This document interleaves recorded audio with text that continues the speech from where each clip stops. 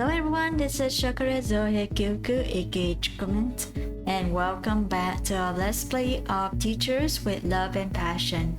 In the last playthrough, we have been in a really bad situation, and Hannah has our solution. Let's just hope that solution turns out to be good, and someone actually find out that she is missing and being kidnapped, and everything. Oh dear. Anyway, let's see what will happen next. Let's go. A few students nearby turn their curious gaze, saying nothing. Everyone is watching them in surprise, but only one person is bold enough to approach them. Good morning. What's going on? My calling Thomas was... Why? What happened? Nothing. We just need to talk to him. I'm sorry, but he is busy at the moment.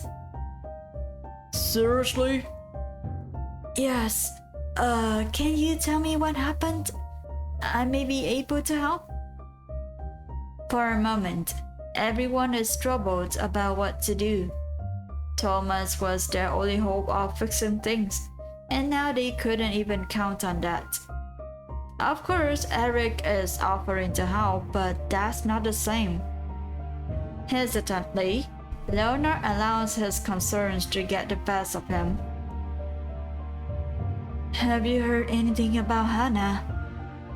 Miss Fine, no. Actually, I was thinking about her just now. She didn't come to work today either, right? Yeah. Nobody says anything after that. The hearts, which before seemed to be reeling in doubts, were now tormented by certainties. What the hell is Thomas doing? This is important. He is talking to Mr. Kent. He came here worried about...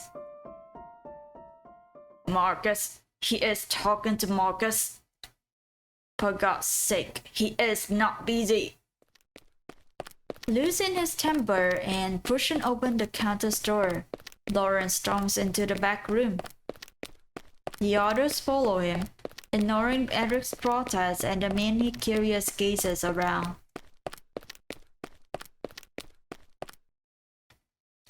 The door slams open, making Thomas jump out of his seat and Marcus peek over his shoulder.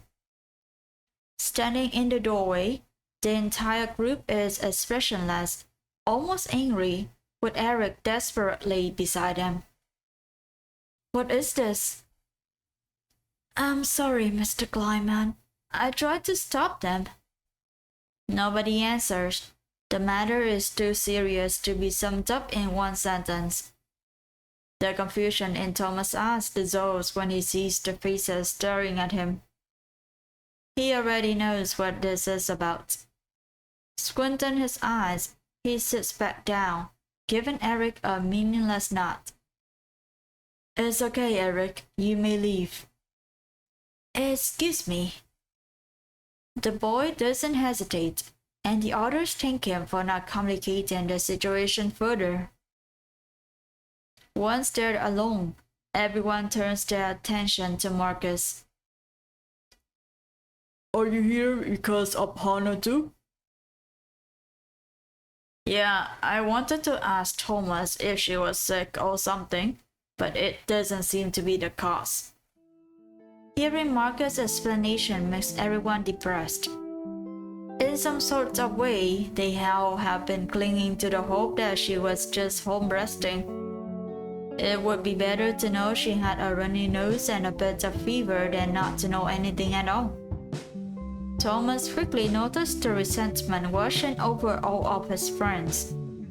It wasn't usual, especially happening to all of them at the same time. Still sitting in his chair, he starts thinking about the matter more seriously. I wasn't much concerned about it. I'm kind of used to Leonard's fake sick leave. I thought she just needed time for herself. If that were the case, I would be the first person to know. Christie's statement is enough to shut them all up at once. This also helps them to understand the situation is more serious than it seems. Have anyone tried calling her? I did it last night, but she didn't pick up. I tried it again today, but no answer. Do you think she gave up, like the last biology's teacher? Hell no, she was so engaged with work, she wouldn't do it. She was happy for real. Christy screams indignantly at the question. Suddenly everyone stands back, afraid to talk again. The truth is printed on their faces. Nobody wants to think about the bad things that could have happened to Hannah. Nobody but Christy. I'll drop by her house tonight, just to make sure she is fine, you know? That's a great idea. If you don't mind, I'd like to go with you. Sure, I would like that too. What about us? For now, go back to work and wait. Christy and I will have answers tomorrow. No one is happy with the final decision. However, everyone agrees it is the best option. Making assumptions in a moment like this won't help anyone. They still have work to do, and now they need to work hard to keep the students from noticing that too. And maybe, if they're lucky, Thomas and Christy will find out that Hannah just didn't want to come to work. Yeah, no. 3 days, almost 4, and I am still here. Why? Someone should have noticed by now. Someone should have come. Then why? For how long will I have to wait? How much more of it do I need to endure? Every day is the same. Eric wakes up, comes downstairs, talks to me, and feeds me breakfast. After that, he leaves to work. He only comes back at lunchtime and for dinner. At night, he unties me and allows me to use the small bathroom here in the basement. It is a bit disgusting, but at least I can clean myself on my own. That's how I have been spending my days alone, looking out the window and praying for someone to see me. On my first day, I didn't want to eat. I was too sick to be around him, and I couldn't stop considering he would drug me. On my second night, I tried to escape when he untied me, but I think he was already expecting that. It was scary, but he didn't hurt me. He only rapped, forced me inside the bathroom, and told me to be quick and not try it again. After that, and with no sight of help coming, I gave up on fighting and allowed him to feed me. I can see that he is trying to get closer to me. He is trying to make me comfortable with his presence so he can touch me. I'm being patient and trying my best not to lose my mind, but it's starting to get to me that maybe I won't leave this place. So today I made my decision. If no one is coming to help, then I will do it myself. I have been trying to cut the rope all day, and I think I have managed it now. Scraping my fist against the jail was dead. Repetitive movements are doing the job. Just a little more. Counting the seconds in my head, I pull my arms up and down, not minding the pain. My eyes don't deviate from the door. My breathing is held inside my lungs. Suddenly, I feel an explosion pushing my arms away. It took me the whole day and a little more, but I'm finally done with it. I look down at my wrist, and I almost can't believe it. I made it. The smile on my face doesn't do justice to the fast pounding in my chest. Happiness never tasted so good. Shaking my head, I stand up. As much as I want to celebrate this moment, I still need to find a way out of here. Okay, focus. What do I do now? The first thing that comes to mind is the time. In the past few days, I noticed a pattern in Eric's schedule. He always leaves around 7 a.m., comes back to lunch with me at 1 p.m., and then comes back home from work at 5 p.m. So right now, by the color of the sky outside, I have not much more than 30 minutes before he comes home. Quickly, I run to the top of the stairs, trying to open the door, but as expected, it is locked. I try to push a little more, but it's useless. My next target is the window. As I concluded before, it's too high for me to reach even on my tiptoe. Knowing I have no time to waste, I grab the chair, pulling it close to the spot. I try to force it open, but again it is no use. Eric took care of it too.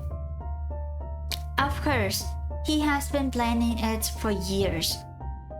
Feeling my blood burning with breath, I punched the glass and screamed for help several times. I refused to accept this. I refused to let him win again. With no luck with screaming, I look around desperately, finding some boxes in the corner. I jump from the chair, running with only one spot in my view. Dropping to my knees, heedless of the dirt, I scavenge for something heavy to break the window. It takes some precious time to go through papers and trash, but in the end, I am able to find a piece of wood from what was once a hammer. It's not enough, but it will have to work now. I step into the chair again, cover my eyes, and hit it. The wood makes a muted noise on the glass, showing no effect. Tempered glass? Really? Swallowing down my frustration, I try again, harder this time. The rattle on the glass gives me hope. I position myself again, close my eyes, and pray silently for any mighty force to let me leave this space. My heart stops. My heart turns back fast. Eric is standing in the doorway with a frightened expression. What the? In one swift motion, I hurl the wood at him. He turns around, ignoring the heavy object hitting his back. All he cares about is locking the door before coming down for me. This gives me time to run to the boxes again and look for something to defend myself. Miss Fawn, what are you doing? How did you?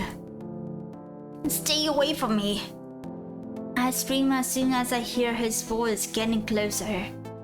In an attempt to save myself from a surprise attack, I turn around, finding nothing in the boxes.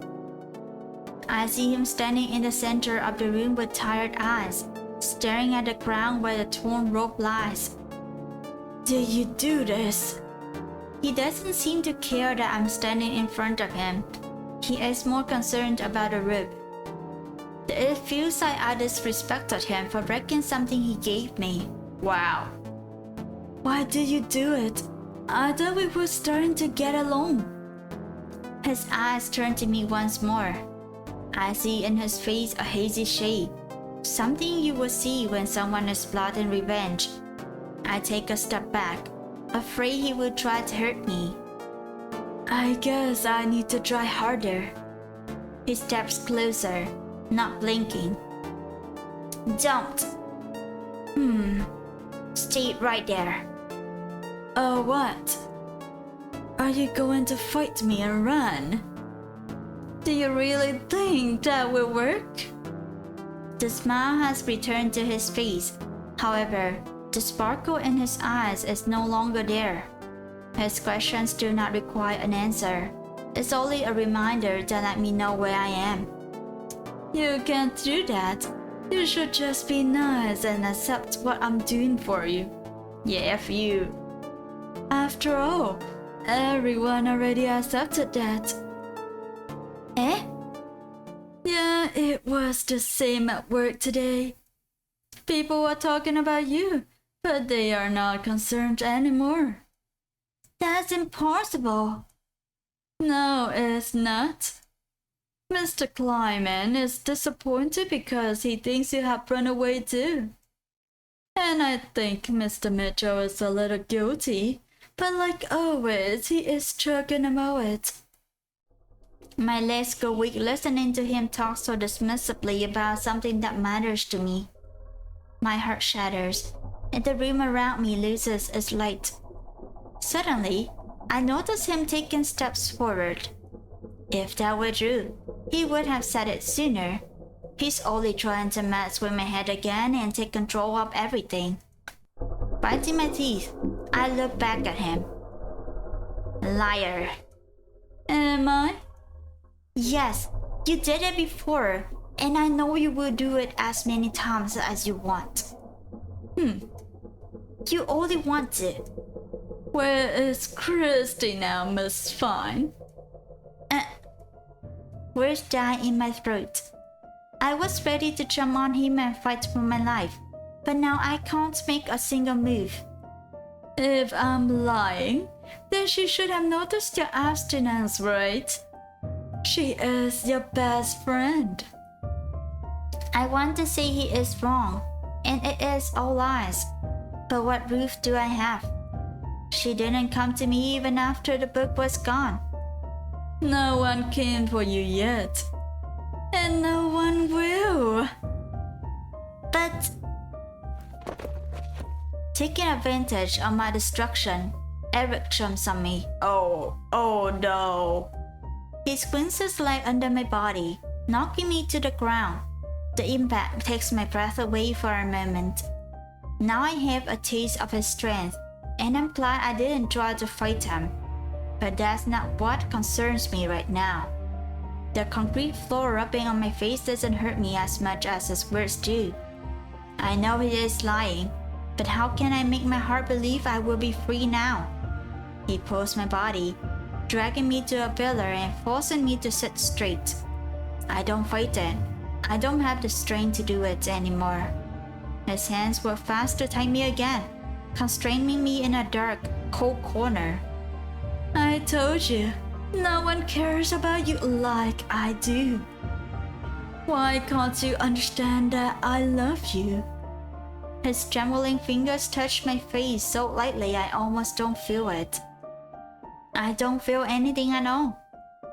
It's okay, I'm not mad. To prove it to you, I'll make your favorite dish for dinner. That was enough excitement for one night. Now try resting a bit. I'll be back soon. Standing up, he turns around, grabs the wood from the floor, and hops his way to the door. He didn't show even an ounce of guilt for the things he said. He didn't get mad like I expected, and I didn't fight like I wanted to. I was afraid of failing and afraid that he was right. And now I'm afraid again because I am turning back into the person I used to be. Aww. It's morning at the lounge again. Edgar, Marcus, Leonard, and Lawrence are waiting patiently and quietly in the room. Last night, Christy and Thomas decided to go to Hannah's house, but their plan didn't work as they wanted.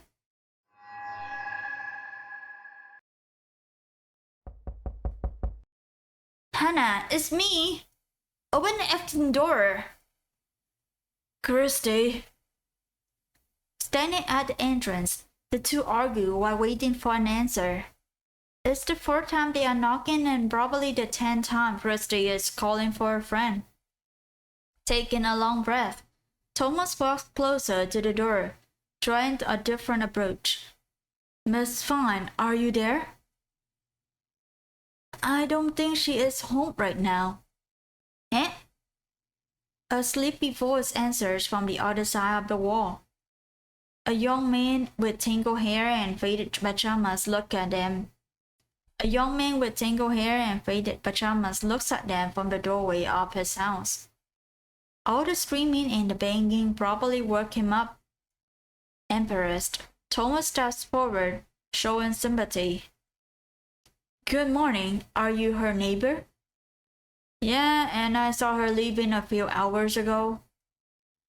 Oh, really? Was she alone? Yep, but I don't know if she was fine. What do you mean? She was wearing some weird clothes, like, I don't know, I think it was a blanket. They look at each other, searching for clues to understand what this information means. I was just as confused as you are now. But it felt like she was trying to hide, you know?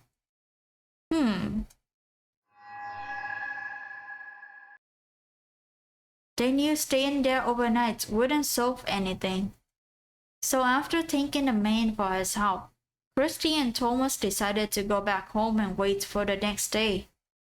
Now, after seeing that Hannah didn't show up for work, the two decided to go back to her house and only leave after they finally spoke to her.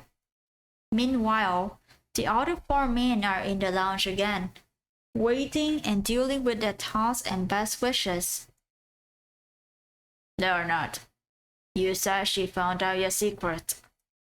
Yeah, I think so. And what was it? Why are you asking me that now? I want to make sure it doesn't have to do with it. Leonard opens his mouth to protest, but only incomprehensible moans come out. Lauren stares at him impatiently while Marcus just waits. Edgar, on the other hand, is doing his best to hold back from laughing. Leonard always manages to dodge this topic, but this time he's not sure he should do it. It would increase suspicions, and besides, Leonard is still worried he has something to do with it.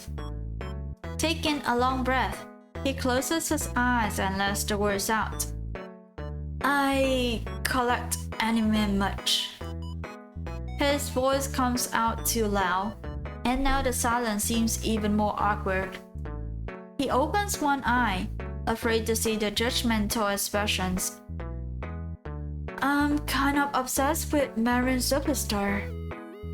The only person in the room who seems to care about it is Leonard himself. Everyone looks at him like they always do. Except for Hanson. Oh my. Who is about to lose his temper. I only told Edgar about it. Do you think it is my fault? Nope. First, what is a marrying superstar? It doesn't help. Groaning, tired of dealing with bullshit, Lauren signs, ending the conversation there. There is something missing. Crossing his arms, he pushes his body back, leaning into the chair. The others follow him, thinking seriously about the matter. Slowly, Leonard's expression changes. His eyes widen in panic. Eric. What about him? I think he has something to do with it. What the? Why are you saying it now? I mean, do you guys notice how Eric was so calm the day we talked to Thomas? For the first time, everyone looks in Leonard's direction with expressions of astonishment and doubt. They had already ruled out doubting co-workers. However, Leonard had pointed out something important. It shouldn't be a big deal, but it's Eric, you know? He is always so clingy. I expected him to be more shocked. Yo, now that you mention it, it was strange. What are you two implying? Suddenly, all the cell phones on the table ring a notification. Quickly, they grabbed it, anxious to hear good news. As everyone's hearts dropped to their stomach, Lawrence read the message out loud to make sure it wasn't a mistake. Hannah has gone missing. Thomas and I are going to the police station now. They all read it at the same time, but the reactions are all different. Edgar stares at the phone, not blinking. Leonard is looking at everyone's face as if asking for help. Lawrence is putting up a cold facade, but the cold sweat on his forehead says something different. What does she mean? How can they be so sure about it? Marcus is the only one not completely shaken. At least, not enough to stop him from looking for answers. Wasn't Hannah home last night? No one answers him. They are all in denial, too busy with their tasks. We can't just stay here, right? We need to do something. We need to think. Lars? I don't know. The man shouts as they had never heard before. All the eyes turn in his direction. He can't talk with them now. He can't even hide his feelings anymore. He sucks for air, placing his trembling hand over his mouth. I don't know what to do now. Then why don't you ask for help? A fifth voice appears in the room. Confusion prevails when they find a man with a lazy smile at the door. What are you doing here? Same as you. The man speaks calmly and a little sarcastically. However, he does not enter the room. His feet force him to stand outside because her gaze is not here to invite him in. The four look at each other, wondering if he already knows everything. I'm trying to understand what is going on, but I can't do this on my own. It feels like the words were struggling to come out, like a cry for help that goes far beyond what they can see. But Lawrence could see it. He knew what that meant, and he didn't hide it in his face. So, can you help me this time? Silence surrounds them for a while as they decide who should speak first. I have no complaints. We are running in circles, so if we can help each other, you are very welcome to stay. Same for me. Yo, I'm not against it as long as you talk to us. Thanks. He looks at Lawrence, considering asking again. However, he gives up on doing so. Those eyes filled with a nostalgic feeling he knows so well is enough to understand that he should be here too. Okay, so what do you know? The important part and a little more. A little more? Yeah, Thomas tested me last night after going to her house. He knew I was still here, so he asked me to check some data at his office. And I found some interesting stuff. Taking his phone out of his pocket, he comes closer to the table.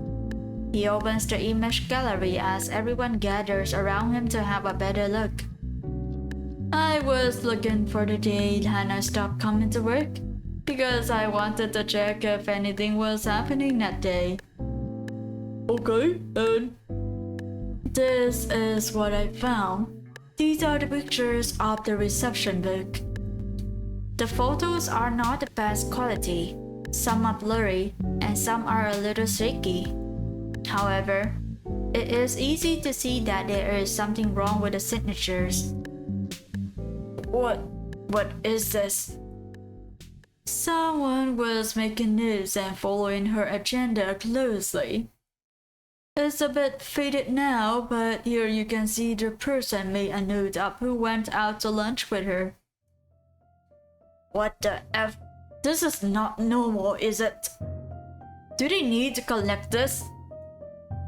No, they only need to take notes when they are late. Even if Thomas keeps a watch on us, he would never go that far. Wait, when did it start? Around here. Sliding his finger across the string quickly, Ray goes back through some images until he finds the right one to zoom in on. Did something happen this day? Nothing I can recall. Ah. Oh, wait! This is 1 week after Eric started working here, right? Silence. This is the third time they mention his name in a conversation.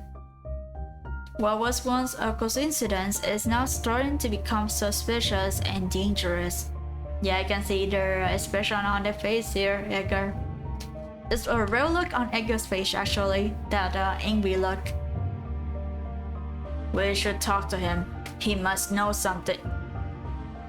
No, wait. Marcus gets up, already thinking about going to the office, when Lauren's voice forces him to stop before leaving the table. Why? Marcus, I don't think you get it. Eric is not an airline. Edgar's voice sounds harsh and dark. Marcus turns to him and immediately notices the terrified gazes around him. What are you talking about? The last time I saw her was the same day she went out to lunch with Eric. I saw him wandering in the corridors that night I went home. Wait.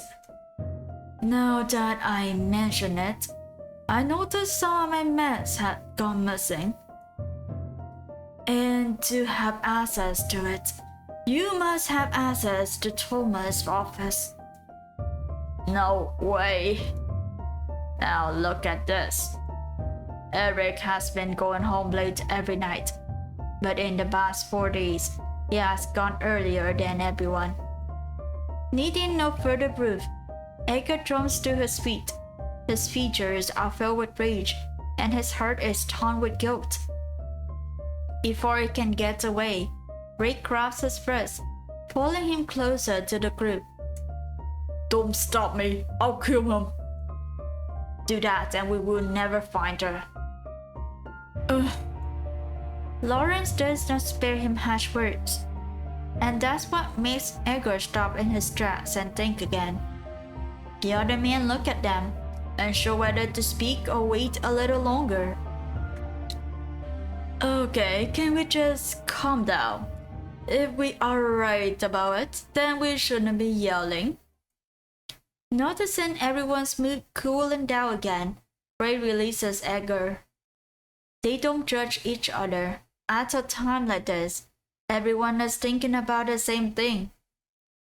As much as I want to go with Mitchell, I think we need to take the words out of his mouth first. We need to know where she is. Receiving approving gazes, Lawrence leans over the table with determination in his eyes. Let's make up a plan. Woo, a plan, yes! After what felt like hours, the group finally came to a consensus. They would act at lunchtime when everyone would be able to see. But as nothing happens perfectly, the first part of the plan failed when they got to the administration office and Eric wasn't around. Thanks to that, they learned the young man has been going home to lunch every day after Hannah went missing. Since they had to wait for his return, they decided to share the earlier discussion with Thomas and Christy when they arrived. They told them about their suspicions, of the roof, the plan, and their despair. Christy also told them about what they found in the house. The house was a bit dirty, and everything was out of place, but almost nothing was taken. When they arrived at the police station, they talked about everything happening in the past few days. The police were interested in helping until Thomas mentioned the neighbor's statement. Knowing she left the house by herself was enough reason for them to not give much attention to the case. That's why Thomas didn't try to stop the teacher's plan. It was their only hope. So to help them, he got Eric's address and a few extra information. He is relying on them, but it doesn't mean he wants them to be careless. A single mistake would be enough to turn the situation upside down terribly. After a few classes and all the ups and downs, it was time to try again, and this time, Eric was where they wanted him to be. Pretending to be chatting, Edgar and Marcus went to the administration office to ask for old documents that needed their signature. They didn't know how to start a conversation or how not to sound too suspicious. But luckily, Eric is confident enough to do it on his own. Are there any news on Miss Fine? Hearing the young man ask the question so cynically with a fake sad look in his eyes made Edgar clench his fist under the counter. Marcus, on the other hand, didn't show any different emotion. He only turned his attention to the boy, thinking deeply about it. Nothing. The police said they are going to look into it, but it's kind of hard to tell. It takes time, right? Yeah, especially when she didn't leave anything behind. Marcus speaks with bitterness and loneliness. His emotions are honest, and Edgar knows it, and that's what made him even angrier. It feels like she vanished within thin air. It's frustrating. Wish I could help. Me too. I feel too guilty about it. You? Why? Because I knew she was going home by herself every night, and I didn't do anything about it. I should have taken her with me. Oh, of course. That's the last thing they hear. After that, there are no words to make this conversation flow easily. Edgar is shaken by his thoughts, and Marcus can't hide the pain in his eyes. They wish to have done everything differently again. Eric seems to mourn along with them in his silence. However, he is only watching, like a snake before it strikes. She could be dead. The older man's eyes turn in this direction with inhuman speed. The pupils quiver as the chapped lips remain sealed. Eric knew what he was doing when he said that. He wanted to see the desperation in their eyes, and that's exactly what they delivered. I mean, consider how much time has passed already. It is a possibility. Marcus swallows his fear faster than Edgar. And just like that, he takes the lead again to turn the tables in their favor. If that were the case, we would have found her body by now, don't you think? Oh wait, wrong voice. If that were the case, we would have found her body by now, don't you think? Yeah, but you never know. People are crazy. Yeah, crazy like you know. Gripping the paint in his hand, Edgar bites his teeth, tired of seeing the young man laughing in his face. You should be careful, Eric. Me? Yeah, you said you leave alone, right?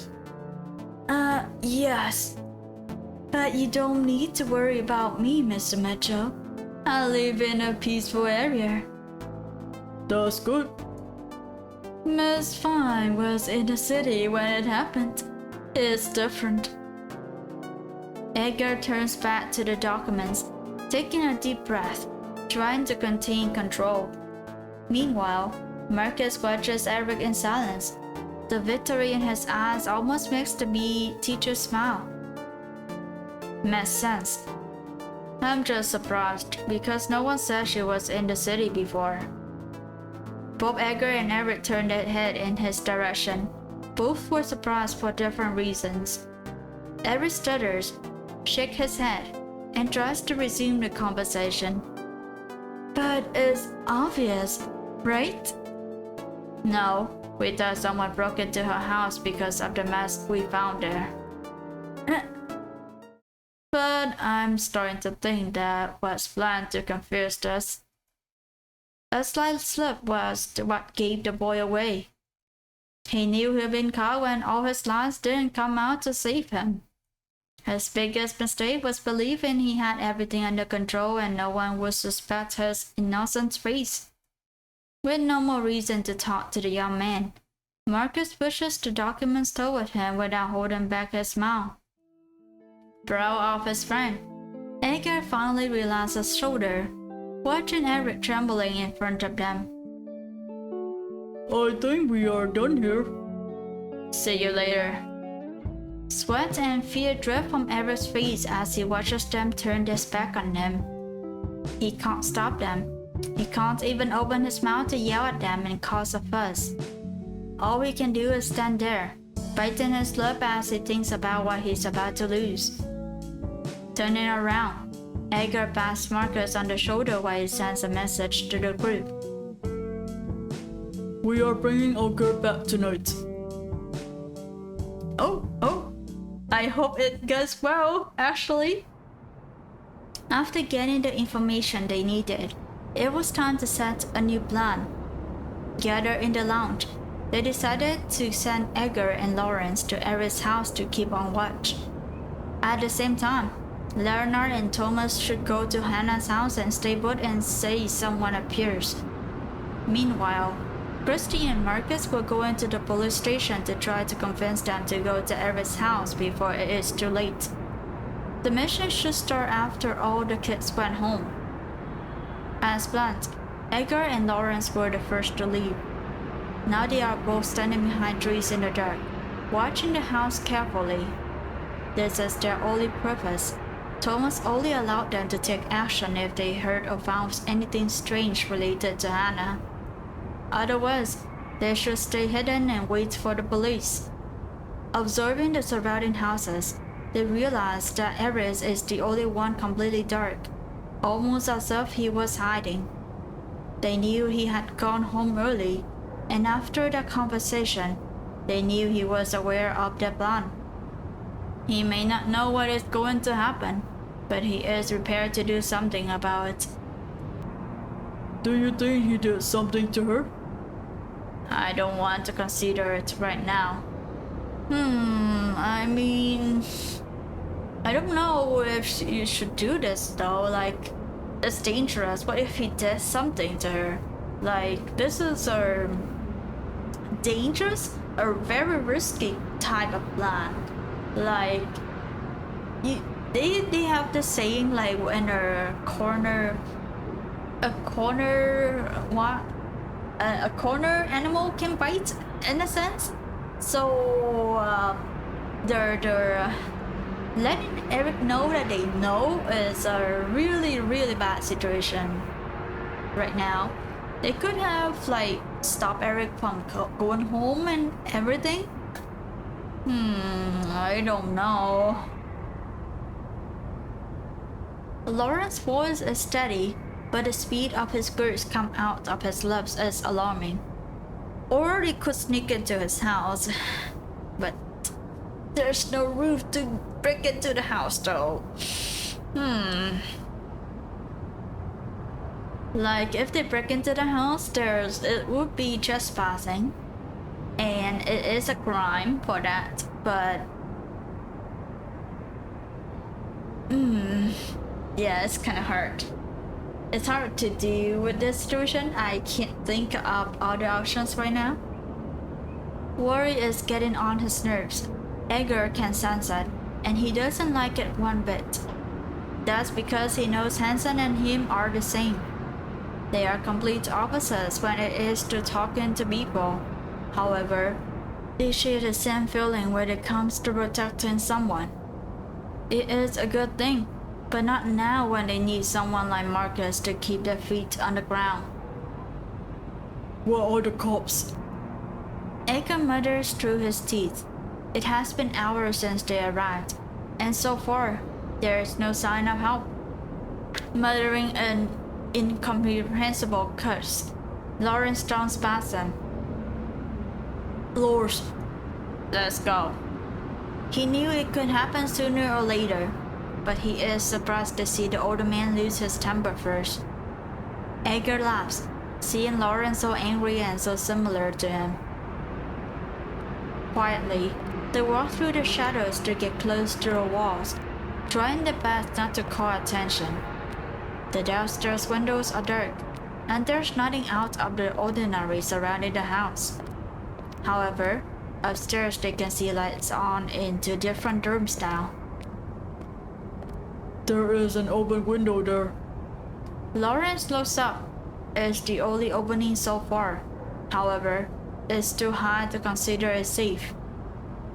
Are you expecting me to lift you up? What other choice do we have? He is forced to agree with Edgar. In such a situation, they need to act more than think. Crouching close to the wall, Lawrence positions himself to support his colleague. Come. Oh wait, is there a basement? Upon hearing the question, both turn their attention to a small window near the ground. They walk closer, fear and hope fight in their hearts. Edgar crouches down, placing his hands against the glass to try to see what's in there. There is nothing here. And that should be a good point to pause and update for today. We ended up in the point of view from Hannah's view of that day where everyone else finds out the truth. It's getting up to the heated part of the story now, and I hope it will go well, despite the kind of the testing to find the truth from the others. Like back then with Marcus and Edgar, after they get the information from Eric, like the slip up, they could just like go away and not just try to use logic on Eric to make the boy found out that they found out has slipped up. You know? It would be that way, because if that's the case, then it could be a surprise attack from all the men and the police and everything, and not just like alarming Eric himself. And corner animals can fight back, and Eric is totally crazy right now, so his bite is is worse. So I don't think the management of the plant is good. Like generally, the idea of involving police and have someone to guard the measure is good, but the middle of the part about knowing the truth is kind of wonky and very risky. We don't know what will happen. So, but we will leave that as a cliffhanger after we see Hannah's point of view, in which we will know what happened next in the next playthrough of Teachers with Love and Passion. Thank you for watching, and I'll see you next time. Bye bye!